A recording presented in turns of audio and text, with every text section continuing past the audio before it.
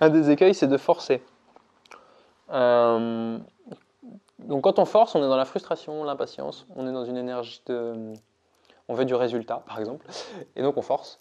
Et donc on part d'une énergie... Il faut savoir que l'intention de départ, on la retrouve à la fin. C'est-à-dire que si vous partez d'une énergie comme ça, vous allez entretenir ça. Donc vous allez être plus impuissant, plus impatient, plus énervé. Et il faut être créatif et à l'écoute. C'est là que je dis qu'il faut essayer une reformulation. Essayer une autre façon de faire, une autre façon de visualiser, une autre façon... Il y a plusieurs trucs. Et j'aime bien la métaphore de la mouche. Dans les vieilles maisons, on voit souvent des mouches qui essaient de sortir. Et donc elles tapent sur la vitre comme ça. Et donc des fois, on ouvre la fenêtre à la mouche. Et la mouche continue de taper sur la vitre. Donc, on est là, on essaye de... Et en fait, souvent, les gens ils sont un peu comme ces mouches-là. C'est-à-dire qu'ils essayent une stratégie, ça ne marche pas, puis ils réessayent toujours la même stratégie, comme ça. Puis à la fin, on retrouve plein de mouches mortes en bas de la fenêtre.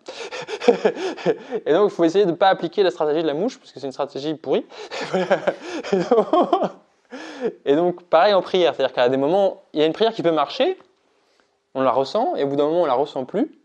Mais il ne faut pas faire comme la mouche, à commencer à se péter la tête. Il faut trouver une autre façon créative. Mais il y aura toujours quelque chose qui résonnera. Des fois, il faut aussi faire une pause. Enfin, voilà. Voilà, j'ai vu qu'il y avait 5 possibilités en fait, quand ça bloque. Donc soit on fait un break, on respire, on revient à pleine conscience. Ensuite, on revient. Le but, c'est toujours que ça crée quelque chose de vivant. Si ça ne crée pas quelque chose de vivant, ça ne sert à rien de prier. C'est stérile. Reformuler, c'est une technique. Changer de disque, donc on passe à autre chose, puis après on y revient.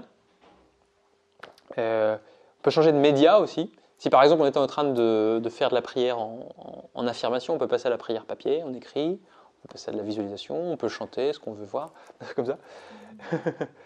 Le but, c'est toujours réussir à créer une vibration vivante de ce qu'on veut, de ce qu'on souhaite faire advenir.